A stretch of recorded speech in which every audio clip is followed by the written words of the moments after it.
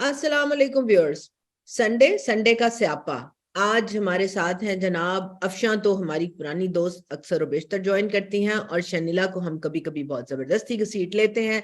Thank you so much Shanila, क्योंकि शनीला बहुत busy होती हैं और उसके बावजूद इस टाइम पर उनका हमें ज्वाइन करना बड़ा इम्पोर्टेंट है हमारे लिए। Most welcome Shanila. और सबसे ज्यादा जो थैंक आज यू फौजिया। खुश हूँ कि आज हमने अपनी एडिटर नया दौर की मेहर हुसैन को भी खींच खांच के अपने प्रोग्राम में शामिल कर लिया है, ताकि इनकी आवाज जो आप जो ये लिखती हैं, आप पढ़ते हैं, आज आप सुन भी सकें। Thank you so much Mehar for joining अस।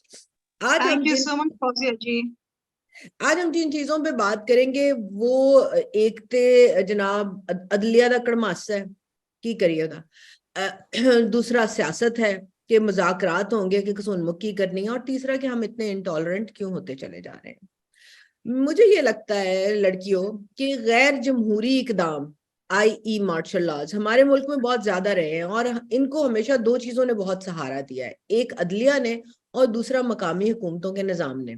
जहां 20 साल लगा के सियासतदानों ने इंच इंच जगह करके अपनी जगह बनानी शुरू कर दी, मगर नतीजा वही रहा कि ऑफ एंड ऑन अदलिया सर्टिफिकेट बांटती रहती है, कभी सादिक और अमीन होने का और कभी चोर होने का, और अपनी सियासी पार्टनरशिप्स भी दिखाती रहती है। मकामी हुकूमतों के निजाम बंद हुए, चले फिर बंद हुए, मगर अब वो एक ऑर्गेनिक शक्ल ले रहे हैं जहां उनको बंद करना मुमकिन नहीं है, और सियासी कुव्वतों को ये चीज समझ आ गई है कि इसके बगैर गुजारा नहीं। वो तो कंटेन हो गया, मगर अदलिया वाले जो हमारे भाई हैं या मुअज्जज अदलिया है, वो अभी भी कभी जुडिशल ओवररीच, कभी विजिलेंटिज्म, कभी एक्टिविज्म के नाम पर एक मसल मैन, मुझे लगता है एक muscle man is the word, कि वो मसल मैन बन गए हैं। और उसके साथ साथ उन्होंने कहा कि पहले तो सियासतदान और एस्टेब्लिशमेंट दोनों की गोट उन्होंने दबा के रखी होती थी। इस एदा भी काम नप दो, ओदा काम चुक दो, अपना काम सेट रखो।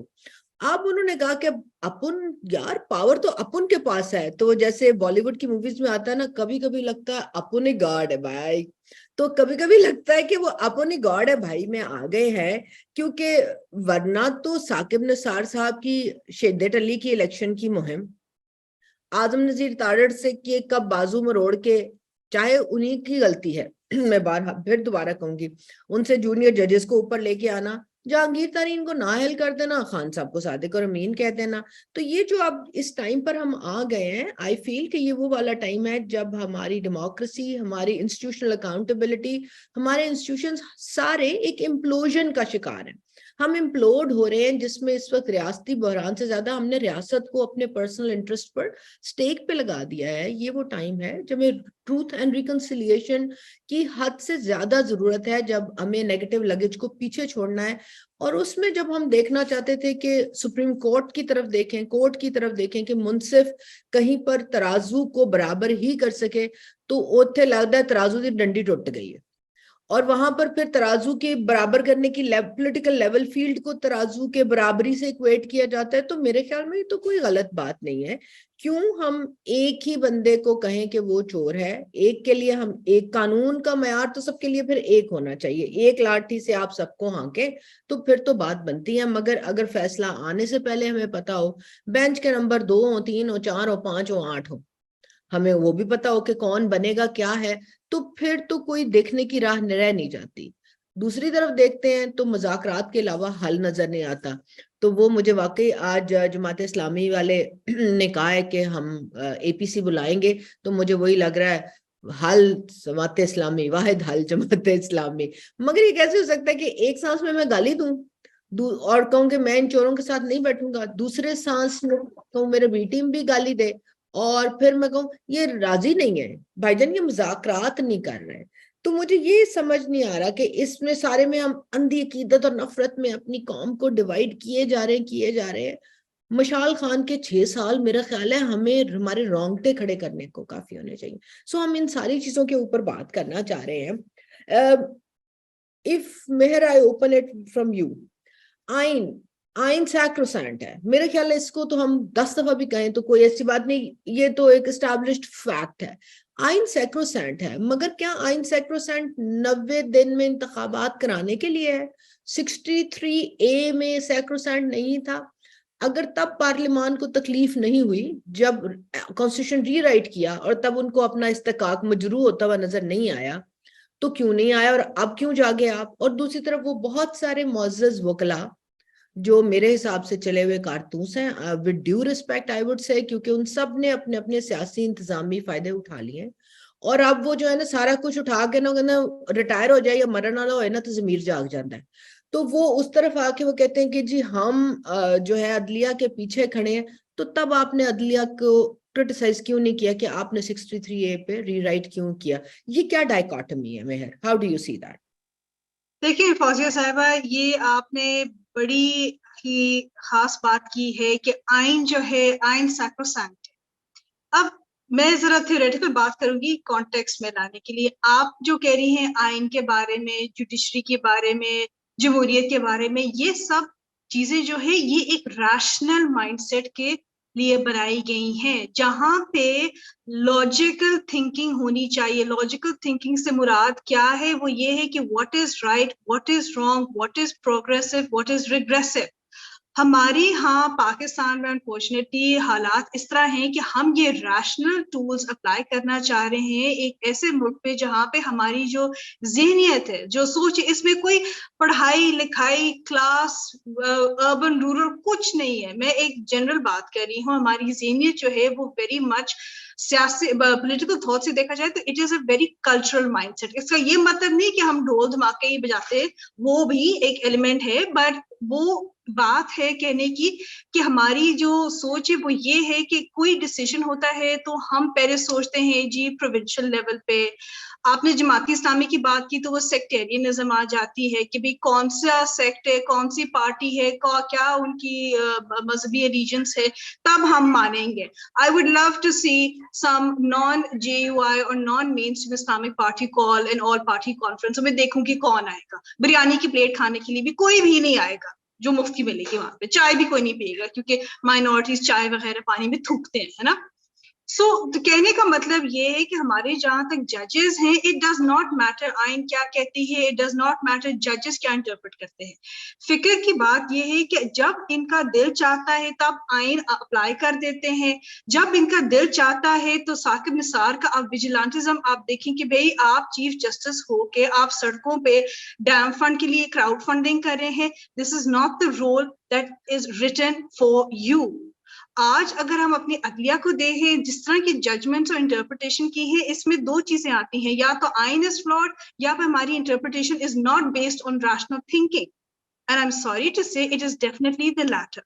हमारी इंटरप्रिटेशन जितनी भी आइन के हैं, चाहे वो इलेक्शन से मुतल्लिक हैं, चाहे वो नाअहल करने के लिए हैं, चाहे वो अगले इलेक्शन की तारीख रखने के लिए हैं, ये सब की सब एक हमारी कल्चरल माइंडसेट है कि यार उन्होंने अगे नहीं जावन देना, असी अगे जावना किवें करना। और जब जब मुनासिब होता है तो जी आइन आ जाती है, कानून ये कहता है, अदलिया ये कहती है।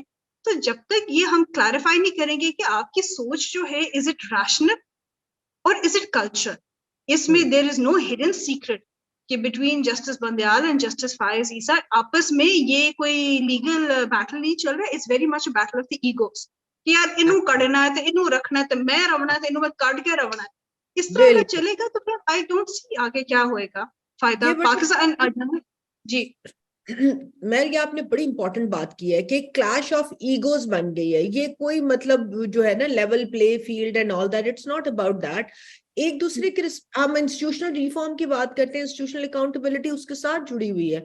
वो इदारा कैसे, मतलब मैं ये क्वेश्चन करने में हक बचाने वो मैं समझती हूँ, और Shanila I am bringing that question to you कि अगर मैं अकाउंटेबल हूँ कानून के आगे और मैं कहती हूँ कि जी पार्लियामान अकाउंटेबल है जिसको 225 करोड़ हम कहते हैं जी 225 मिलियन जो है उनकी रिप्रेजेंटेशन वो करते हैं, चाहे वो सारे वोटर्स हों या ना हो, और वो उनके नुमाइंदे हैं, उनकी भी हम अकाउंटेबिलिटी कर सकते हैं। उनको हम स्ट्रोक ऑफ पेन घर भेज देते हैं, उन्हें राइजिंग ऑफ द कोर्ट हम सजा दे देते हैं। आजाद कश्मीर वाला केस अभी फिर हमारे सामने, जहां उसने कहा कि आप कैसे मेरे दायरा अख्तियार में आएंगे, तो आपने उठा के उसको बाहर भेज दिया। तो अपने पे ये तो ईगोशिप हो गई। फिर आपकी वही वाली बात जो मेहर कर रही है कि आप एक के लिए तो आप कहते हैं आप यहीं पे बैठे, हो सकता है उनको किसी ने बताया ना हो कि मैंने ये कहा था यहाँ आना है, तुसी घर बैठो मैं तानू भेज देना है। ये भी बात हो गई। तो और उसको आगे लेकर आए। जो इस वक्त मुद्दा बना हुआ है इलेक्शन का, इलेक्शन से तो मफर नहीं है। और अब मैं वाकई ये बात समझ रही हूँ कि अभी तक हमें कोई सब्सटैंशियल सिक्योरिटी थ्रेट उस तरह जिसको हम कहते हैं समझाने के तौर पर हमारे सामने नहीं आई, जिसको हम देखें कि वो इतना मुश्किल हो कि जी हमारी सिक्योरिटी फोर्सेस इतनी ऑक्यूपाइड हैं कि हम इलेक्शन के लिए सिक्योरिटी नहीं दे सकते, या हम 21 बिलियन नहीं लगा सकते। अगर हम BISP में और इंजेक्ट कर सकते हैं तो इलेक्शन में भी कर सकते हैं। इलेक्शन से फरार सियासतदान के हाथ में नहीं। बट मगर ये अगेन फौजिया जी, सॉरी, मैं एक बात जरूर नहीं कहूंगी, नहीं यहाँ पे बिल्कुल सिक्योरिटी फोर्सेस की भी क्या जरूरत है? If it is a function democracy, अगर आप एक रैशनल चीज कर रहे हैं कि भाई अवाम को पता है कि क्या सही डिसीजन करना चाहिए, तो सिर्फ एक वोट ही डालना है। यहाँ पे सिक्योरिटी की क्या जरूरत है? क्या व्हाई डू वी जरूरत नीड टू है, हैव बिल्कुल दोस फोर्सेस? एब्सोल्युटली। तो शनीला इसके साथ आप ऐड करते हुए ये भी बताओ कि मगर ये सारा कट्टा पंजाब के लिए क्यों है? ਉਹ केपी ਤੇ कौन राइट्स भूल गया ना? केपी जड़ा है वो नाल नाले मुल्क ਨੂੰ ਅਸੀਂ ਉਧਾਰ ਚ देता है, सुतेला बच्चा है, कौन है? मतलब सबको पंजाब की मौत पड़ी हुई है, 3 दिन ऊपर हो गए। ओदी कोई ओते कोई सुओ मैं उस मूटो नहीं कोई कर रहा, ओते भी कोई सुओ मूट लो। फौजिया, पंजाब की सीट्स देख रहे हैं ना, 135 सीट्स हैं, और जो वहां से मेजोरिटी लेता है उसके बारे में ये हो जाता है कि जी श्योर जो है वो आके अपनी वफाक में हुकूमत बनाएगा। तो इस वक्त इमरान का सबसे बड़ा मसला क्या है? वफाक में हुकूमत बनाना। देखिए, आप 2-3 चीजें आपने कही हैं। एक तो पहले मैं जुडिशरी के ऊपर बात कर लेती हूँ। बात यह है कि जुडिशरी का एहतसाब हो रहा होता ना, आप भी अकाउंटेबल है, मैं भी अकाउंटेबल हूँ, ठीक है। और सबसे ज्यादा हमारे मुल्क में सियासतदान हैं, वो फांसी भी चढ़ जाते हैं, वो एग्जाइल में भी जाते हैं, वो बेटियों के साथ जेलों में भी जाते हैं, लेकिन फिर भी वो करप्ट, चोर, सब कुछ होते हैं। जो हमारे जुडिशरी है, आप जो शुरू कर देना जस्टिस मुनीर के फैसले से, फिर उसके बाद आज जुल्फकार अली भुट्टो का जो फैसला हो रहा है, फिर नवाज शरीफ को भी त्यारा साजिश केस में सजाए मौत दे दी गई थी, बेनजीर के ऊपर जो केसेस चल रहे हैं, नवाज शरीफ को ताहयात नाअहल कर दिया गया एक कामे के ऊपर, ठीक है। जंगीर तरीन जो उसकी भी पूरी सियासत आपने खत्म कर दी, उसको भी ताहयात नाअहल कर दिया।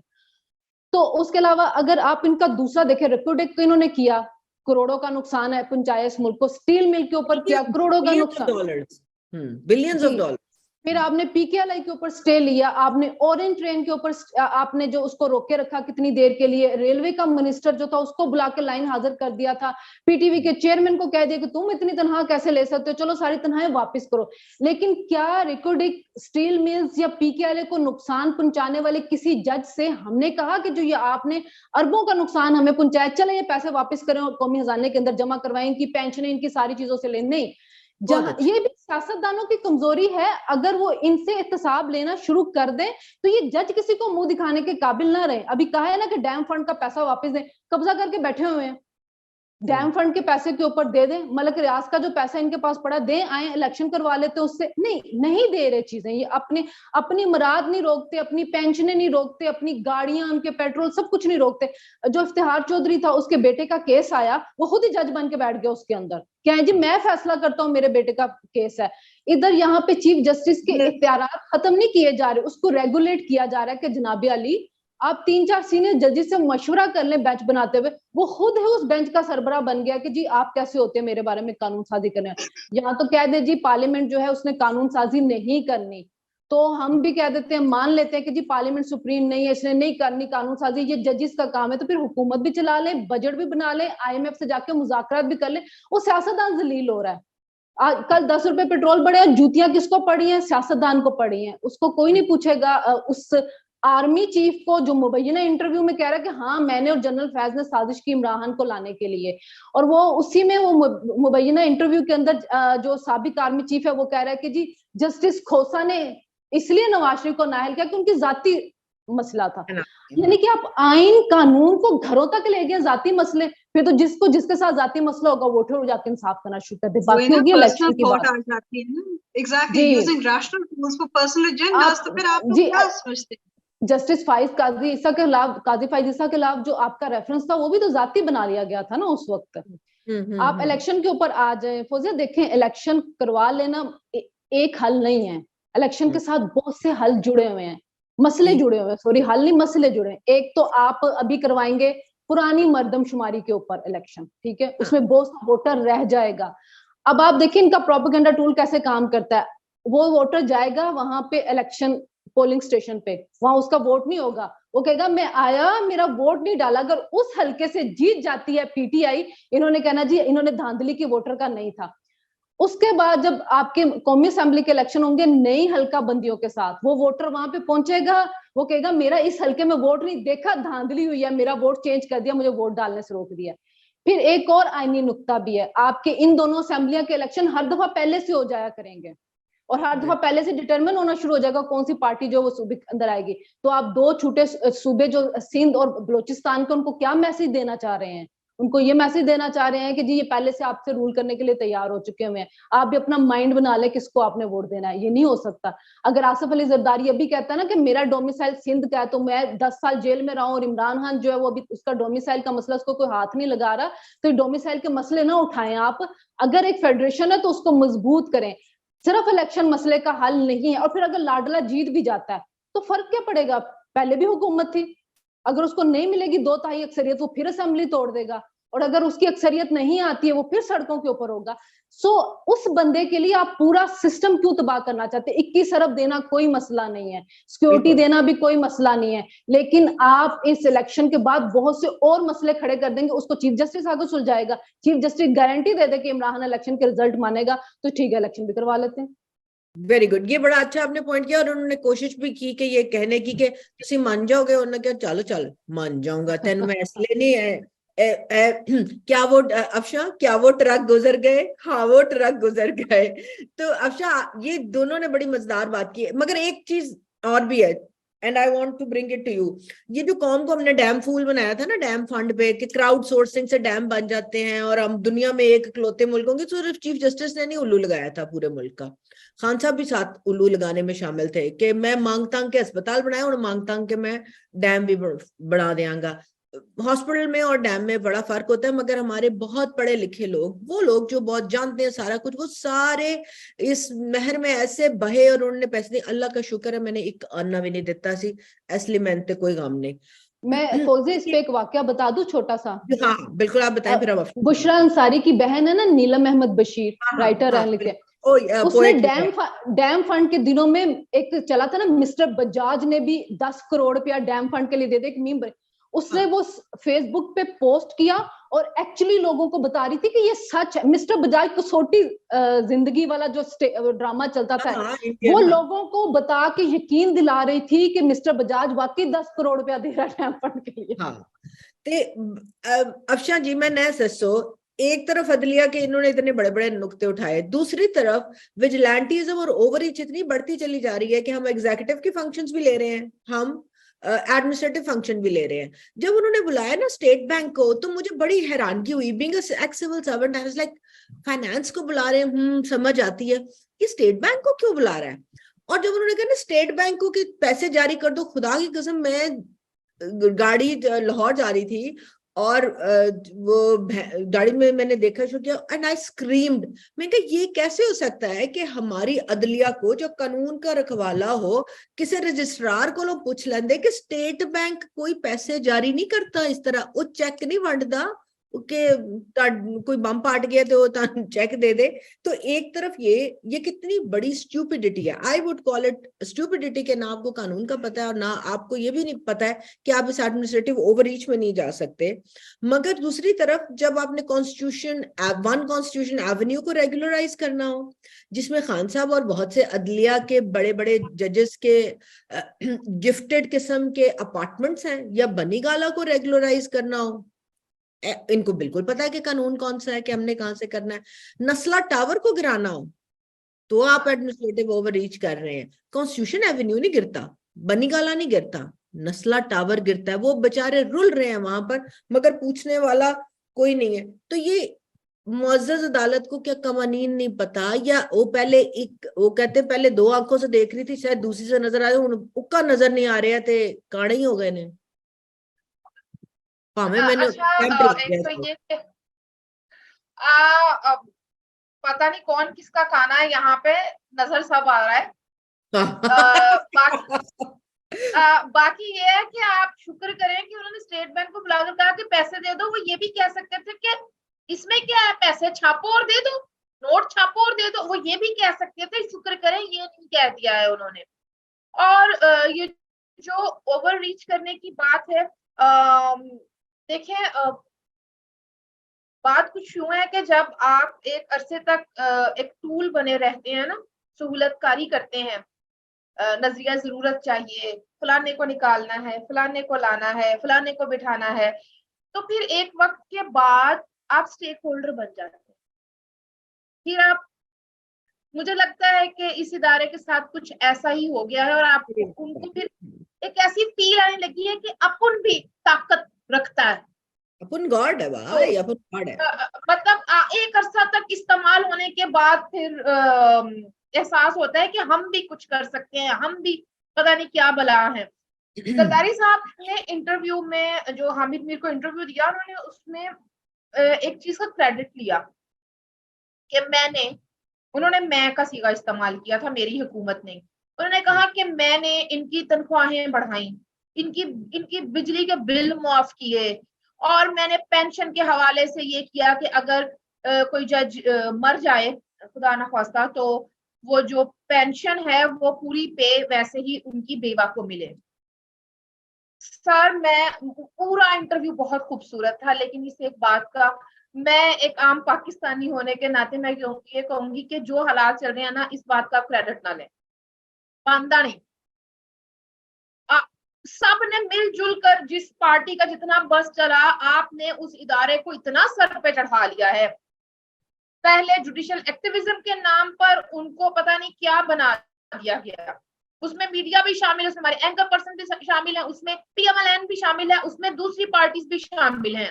हर कोई पार्टी उनके साथ, उनको अब्बू बनाकर आगे आगे आगे आपने चला दिया। अब वो कैसे बैठ जाए, इतनी तो उनके गुब्बारे में हवा भर दी गई है। और बाकी बात रही फलाने तू इधर आ, तू इधर आ, तू पैसे दे, तू क्यों नहीं दे रहा, तो मैं तो ये कहूंगी कि मुअज़्ज़िज़ जज साहिबान थोड़ा सा इंट्रोस्पेक्शन करें, और जो प्लॉट्स आपको मिल रहे हैं, या ये अब हमें पता, सबको पता है, आप बिजली के बिल के हिसाब में या जो भी यूटिलिटी बिल्स हैं वो आला अदलिया को उसके अंदर क्या सहूलतें दी गई हैं।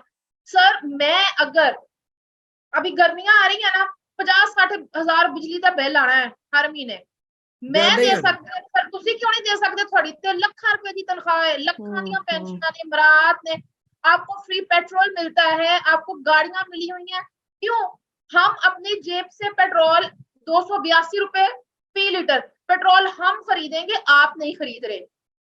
हाँ आपका भी वो पेट्रोल का बिल मैं पे कर रही हूँ। हाँ और फिर आप कह रहे हैं कि वो इदारे जिन्होंने मुल्क में दूसरे काम देखने हैं, वो इलेक्शन के लिए वो अपना पेट काट के पैसे दें, क्यों? सर, थोड़ा जो तुसी भी तवज्जो करो। और ये डैम फंड के जो पैसे की आप बात कर रही थी, शहनीला भी बात कर रही थी, साकिब निसार के ऊपर सारा बोझ नहीं डाला जा सकता, क्योंकि उस वक्त जुल्फी बुखारी एंड कंपनी, साकिब निसार और फैसल जावेद खान, हर जो वर्ल्ड टूर हो रहा था, ये उसमें साथ हर थे। उस शो का मेजबान बना हुआ होता था। खैर, उस बंदे अनिल का मुसर्रत, अनिल मुसर्रत अनिल मुसर्रत साहब, ठीक है, वो खाने खिला रहे थे, लेकिन स्टेट सेक्रेटरी तो फैसल जावेद थे ना। तो बिल्कुल। ये तो एक ज्वाइंट वेंचर था। और जहां तक हम डैम की बात कर रहे हैं, जहां रिकॉर्डिंग की बात की है शहनीला ने, ये भी याद रखें कि वही साकिब निसार जाकर शेख रशीद के हल्के में उसका पोलिंग एजेंट बना हुआ था। फिर आप कहती हैं कि आपको मुअज़्ज़िज़ और काबिल एहतराम कहा जाए, ऐसे कैसे? फिर उससे भी बड़ी बात, आप जाकर निचली अदालतों में उन जजेस की तौहीन करते रहे हैं, चुप चुप के मोबाइल फोन मार रहे सर। फिर वो अगर वो नफ्सियाती इलाज मुआलजे के हॉस्पिटल में गए हैं, तो वहां पर जिस तरह भांडे चुक चुक के मारे, उनकी तो अपने इलाज की जरूरत थी, लेकिन वो शख्स बाबा रहमता बना हुआ था। आखिरी बात जो कि ये आखिरी उम्र में सबको ये सूझ जाता है, असल में पाकिस्तानी मर्दों को ना कुदरतुल्लाह शहाब सिंड्रोम है। Yes, very well said. और खास तौर पर जो सिविल सर्वेंट्स है उनको तो होता ही है ये, लेकिन ये आजकल वकीलों को हुआ है, जिसमें लतीफ खोसा भी शामिल है और ये एतजाज हसन भी शामिल है। बिल्कुल दोनों को मतलब ये कीड़ा काटा हुआ है आजकल इस सिंड्रोम का। मैं खुद बड़ी नहीं हैरान अक्षा, आप ये देखिए ना कि ये बात मैं हर अदारे में कहती हूँ कि जो हमारी जो ये ओल्डर जनरेशन है, ये इनका I understand they want to stay relevant. हर किसी को एक जिंदगी में एक फोकस चाहिए होता है, काम करना चाहिए होता है, वजह चाहिए होती है। लेकिन देखिए जो हमारा इलेक्ट्रेट है, जो हमारी कौम है, वो बदल चुकी है। आप सब इतने यंग हो और ये जो है ओल्डर जनरेशन के, ये नहीं समझते, इनका कनेक्ट ही नहीं है। जो आपने बातें की है पेट्रोल की, बिजली की, they have no connection. They don't understand कि एक यंग पर्सन के लिए जो 30s 40s में है, या इवन ए ग्रेजुएट जो माँ बाप ने मार मार के पढ़ाया लिखाया सारा कुछ किया है, उसकी जाके वो नौकरी लगती है कितनी, 20,000 रुपए। And they don't, and then लगे जी आप लोगों को तो आदत ही नहीं काम करने की। भाईजान तुसी की कीते है, तुसी की कीते है। 90s की सियासत नहीं भूले अभी तक, 2000s की सियासत नहीं भूले अभी तक। किधर क्या वॉर ऑन टेरर की कितनी फंडिंग आई थी, कहाँ गए सारे पैसे? और अब आप लोग कहते हो कि जी पेट्रोल महंगा है तो बिजली के बिल दो, सारा कुछ करो। आई am sorry but this entire lot is so disconnected from the people of Pakistan, it is disgusting. बिल्कुल बिल्कुल।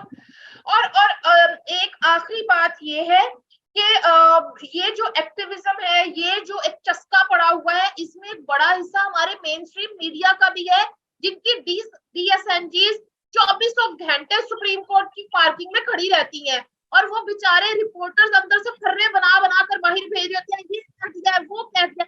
और इस बात का चस्का लग गया हुआ है सबको कि मेरा टिकट चल जाए, मेरे रिमार्क्स चल जाएं। इफ्तिखार चौधरी के जमाने से ना, जो है वो उन्होंने तारीख पढ़ी थी, मुझे इतना गुस्सा चढ़ा था जब ये PTI के कई मेंबरान हैं जो जवान हैं और वो जेलों में गए और वो बाहर आए, उन्होंने कहा कि जेल की रिफॉर्म्स होनी चाहिए। और भाईजान तुसी कभी बेनजीर की हिस्ट्री पढ़ी है? 80s में जो सारे जेल गए थे वो आप लोगों को बोल के उस वक्त आपको नहीं याद था कि जो रिफॉर्म्स होने चाहिए? इनको अकल ही नहीं है ना, ये कभी जेल गए हैं, इनको जेल के नाम पे उन्होंने जेल की वैन खड़ी की ना पड़ी है। And I will hold the PTI accountable कि आप जो बाहर से लोग लेकर आए हैं जिनको अकल ही नहीं है कि पाकिस्तान की हिस्ट्री क्या है, तारीख क्या है, क्या क्या जुल्म हुए हमारे सियासतदानों पे, एक्टिविस्ट पे, और अब आप क्या, अगर आप आधे दिन के लिए जेल चले गए तो अब आप कह रहे हैं कि जी रिफॉर्म्स होने चाहिए। आधे दिन के लिए भी नहीं गए, सिर्फ जेल की गाड़ी में हम बैठे तो हम सारों को वो कहते हैं ना पेशाब खता हो गया हम सबका, और हमें बाहर से हमारा 3000 वर्कर अंदर हो गया। भाईजान अब बिल्कुल मेहर ने सही कहा है। आपने जरदारी साहब को सुना? देखिए फौजिया जरदारी साहब ने क्या कहा कि 3 महीने मैं तो थाने में ही बैठा रहा हूँ, जेल तो कहीं बाद में आती है, और ये बातें कर रहे हैं। देखिए अफशा वो तो मर्द थे ना, हमने वो मेहर ने जो बात उठाई वो बड़ी इंपॉर्टेंट है। वो बेनजीर, सिर्फ बेनजीर ने नहीं काटी, उनकी वालदा ने भी काटी, कुलसूम नवाज ने भी काटी, मरियम ने भी काटी। ये खवातीन थी, आसमा जहांगीर करे, आसमान मतलब नसीम वली ने, इनके जो जेल का इनको सेल दिया जाता था उसके पर्दे भी नहीं थे, दरवाजा नहीं था कोई। आप उस वक्त, आज आपको किसी के घर पे पेट्रोल पंप कोई मार गया है तो वो पर्दा और पर्दादारी जो है ना वो खराब हो जाती है, आपको मालूम ही नहीं है कि जेल होती क्या है और उन्होंने काटी कैसे। इस सारी कॉन्टेक्स्ट को मेहर यू ब्रॉट, बिल्कुल आपने ना अगले में बिल्कुल सही ले आए।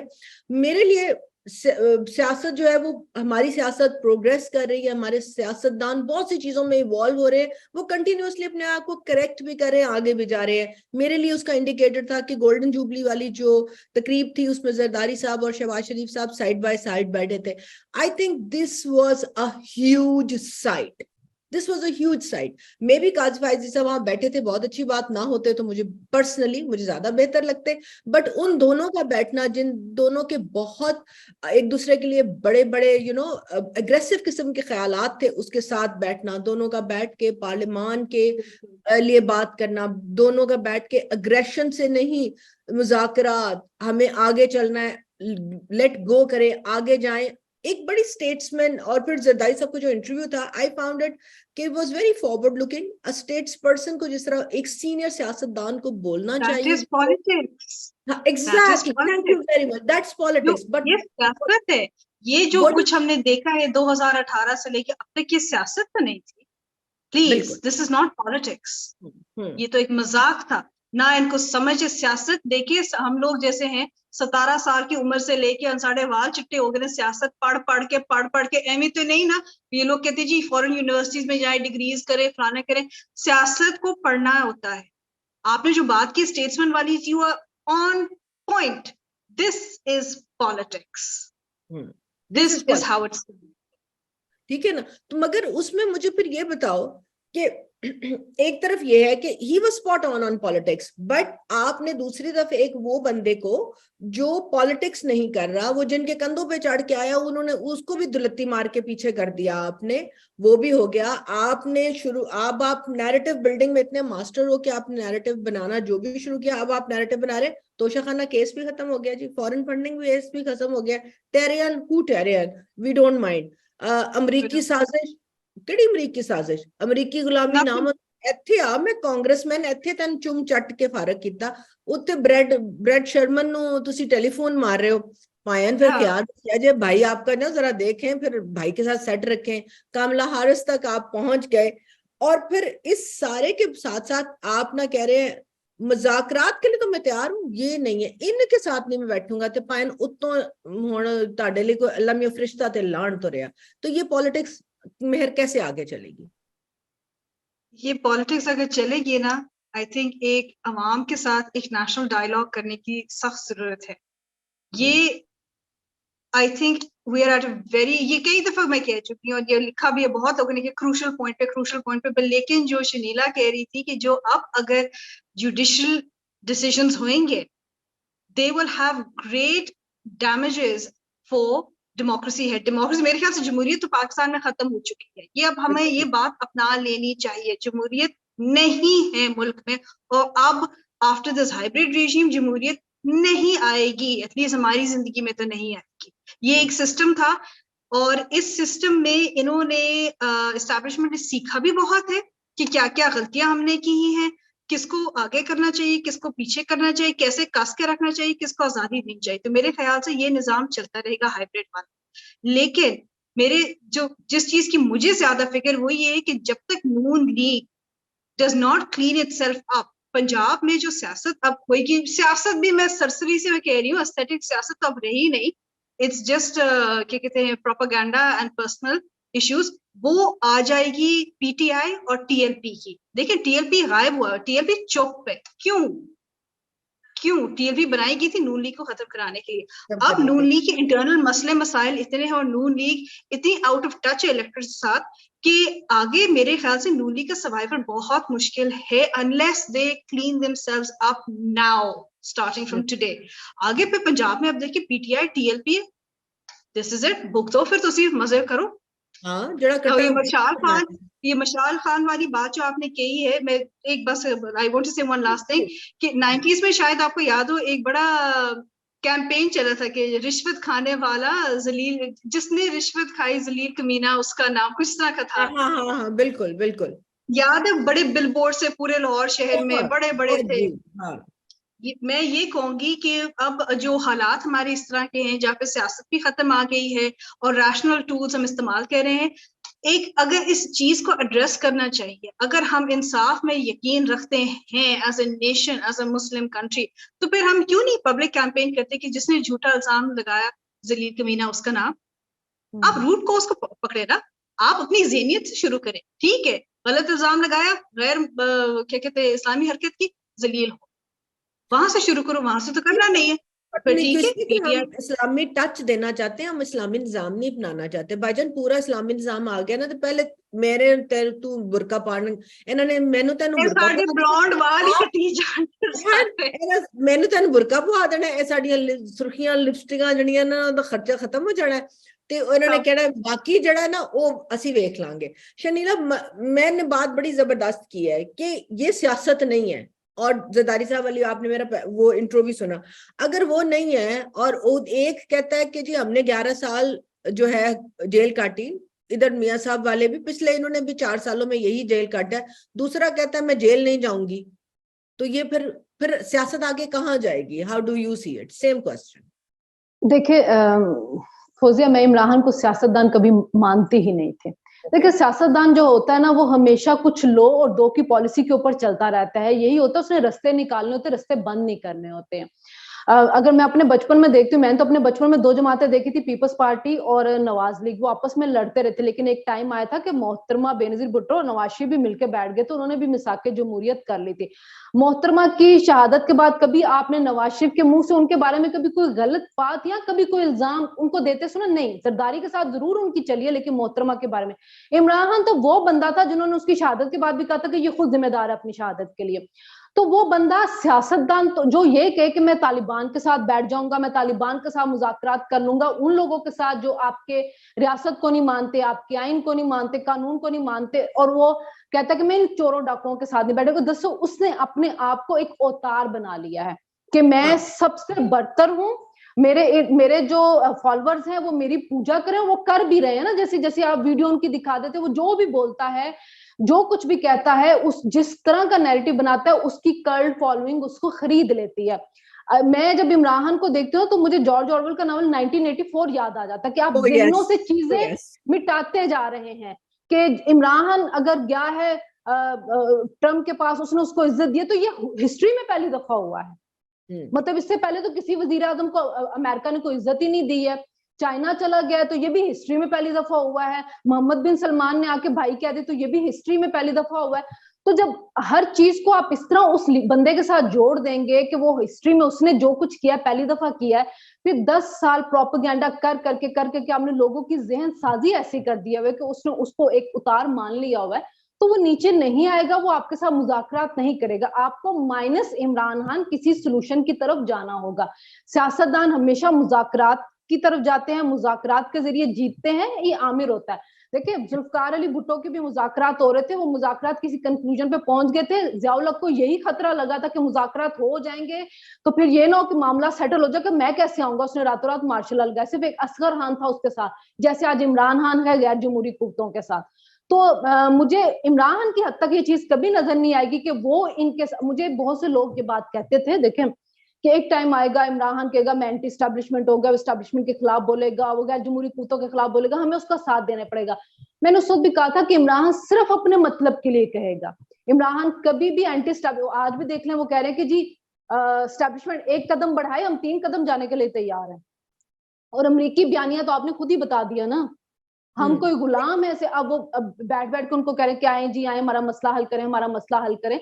तो ये आपको, ये जो इस वक्त पार्लियामेंट में बैठे हुए लोग हैं, अगर उनको इतनी अवेयरनेस आ गई, अगर आज वो अपने पार्लियामेंट की सुप्रीमेसी के लिए डट के खड़े हो गए, इसी तरह डटे रहेंगे, तो शायद हमें कोई दुरुस्त सिमत नजर आ जाए। लेकिन अगर आप ये समझोगे कि इमरान खान किसी स्टेज पे आएगा, मुज़ाकरात करेगा, इनके साथ बैठेगा, मुझे ऐसा कुछ नजर नहीं आ रहा।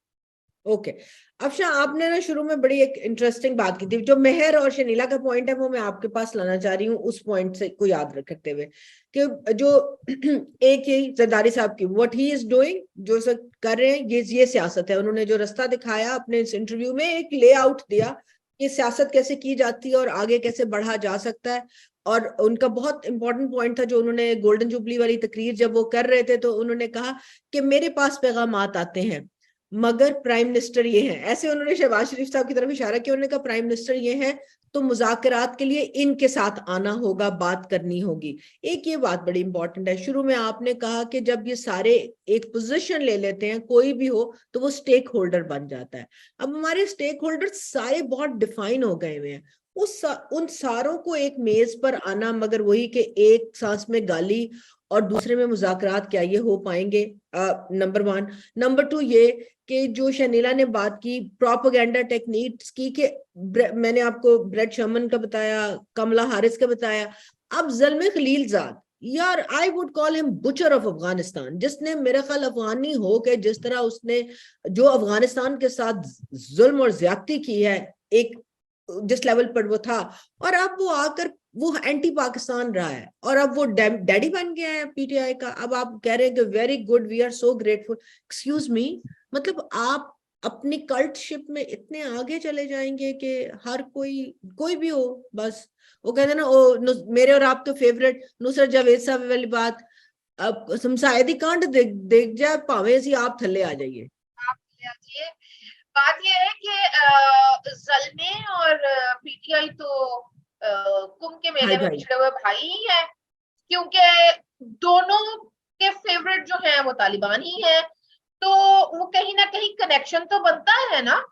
बाकी बात रही मुज़ाकरात वाली, अच्छा मैं माइनस इमरान शहनीला से माजूरत, मैं -1 वाले फॉर्मूले के बिल्कुल भी हक में नहीं हूँ। I also don't want to हाँ, minus Imran. लेकिन ये जो इमरान खान साहब की जो, मेरी आवाज आ रही है?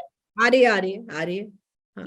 लेकिन इमरान खान साहब के जो मामलात हैं कि वो इससे भी कहलवाना है, उससे भी कहलवाना है, इस्टेब्लिशमेंट से भी बैठकर मुज़ाकरात करने हैं, अवाम को आपने पार्टनर नहीं बनाना है।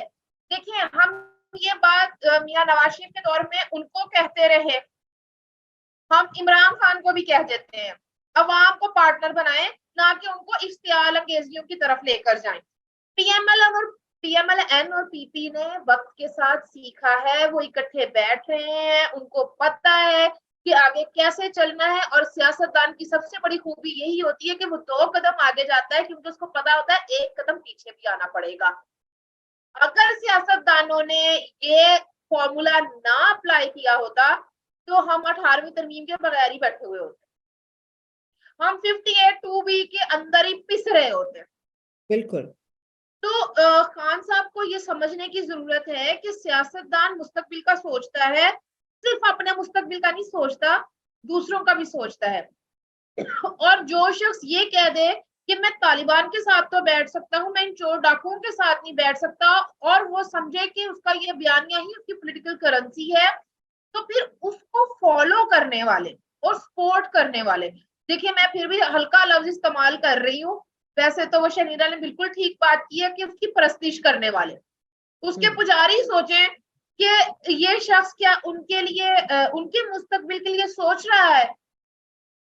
आप बैरून मुल्क बैठकर बता देंगे कि पाकिस्तान के लिए इमरान खान अच्छा है, क्योंकि आपको वहां बैठे हुए वो क्यूट लग रहा है। जो पाकिस्तानियों ने 4 साल भुगता है, और जो हम पिछले 1 साल से इनके बोए हुए बीजों के ऊपर ही जलील हो रही है ये पूरी कौम और यहाँ की इकोनॉमी, वो आपको नजर नहीं आएगी। इकोनॉमिक पॉलिसी के हवाले से आप खान साहब से बात कर लें, उनकी आएं बाएं शाएं होती है। आज भी उनका बिजनेस प्लान ये है कि जो बाहर बैठे हुए हैं वो पैसे भेजेंगे। हाँ। उनके पास कोई इकोनॉमिक प्लान नहीं है, जबकि at the end of the day सब कुछ मईशत पर डिपेंड करता है। कौन सोच सकता था कि पीएमएलएन 4 सालों के अंदर ही दोबारा उनका वजीर आजम बैठा हुआ होगा। हाँ, जब मईशत नहीं चलती, जब खजाना खाली होता है, तो फिर लाडला उतना लाडला नहीं रहता। अंदर खाते तो बड़ा कुछ चल रहा होता है, हम ये मानने को तैयार ही नहीं हो सकते कि वो अभी भी लाडला नहीं है। जो कुछ हो रहा है, और बिलावल साहब ने बिल्कुल ठीक बात की है, इमरान को यकीनन साइड पे किया है, लेकिन वो जो उस लूप में पूरा एक गैंग है, वो तो अपने काम कर रहा है वो गैंग, और उसी का भुगतान लग रहे हैं। और फिर यहाँ पर बात हो रही है ना इंसानी हकूक की और ये जल्मे की और ये वो, हमें ये भी नहीं भूलना चाहिए कि खान साहब लोग तो पूरी कैंपेन चला रहे हैं कि बैरून मुल्क से आपको ना तो कोई इन्वेस्टमेंट आए, ना आपको कहीं से कोई कर्ज उस तरह से मिल सके। केओस की सिचुएशन बनाए रखो ताकि दूसरे ममालिक जो हैं वो थोड़े से कंफ्यूजन का शिकार हैं कि यहाँ पर तो इतनी अनसर्टन सिचुएशन है, क्या इन्वेस्टमेंट करनी है यहाँ पर, या इनको क्या आपने पैकेज देना है। और ये एक लगा बंदा एक स्टाइल है खान साहब का। 2014 में भी ये इसी तरह से कंटेनर पर चढ़ के क्या कह रहे थे कि अगर इस हुकूमत को कर्जा दिया तो हम आएंगे तो हम देंगे, यही हम वापस नहीं करेंगे। और फिर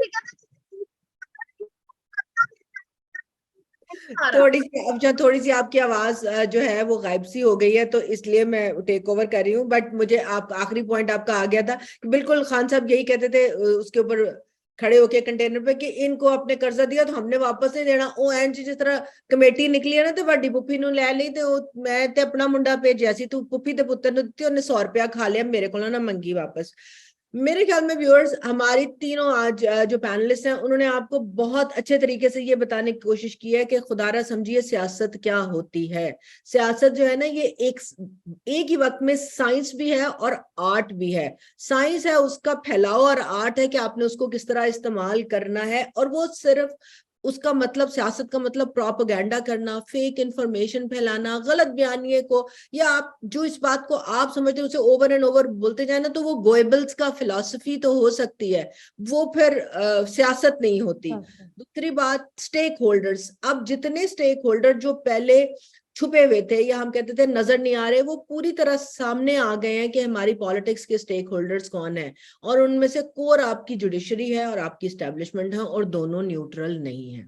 सो आइदर वो डिसाइड करें कि और वो लेकिन उन दोनों का फौजिया, एक बात कि उन दोनों का कोई काम नहीं है कि वो सियासत करें। जैसा कि जरदारी साहब ने कहा कि हमें लॉ का पता है, इन्हें सियासत का नहीं पता। नहीं, बिल्कुल एग्जैक्टली यही पॉइंट मैं भी कहना चाह रही थी कि जो अफशा ने कहा, तो वो मालूम नहीं। अगर आप स्टेक होल्डर बनना चाहते हैं, जो आपको नहीं बनना चाहिए, तो फिर खुलकर सामने आए, फिर आप वहां से हट जाएं और जैसे सियासतदान कहते हैं ना, उधर से छुट्टी करें, 2 साल की काटें और आए आप इलेक्शन लड़े।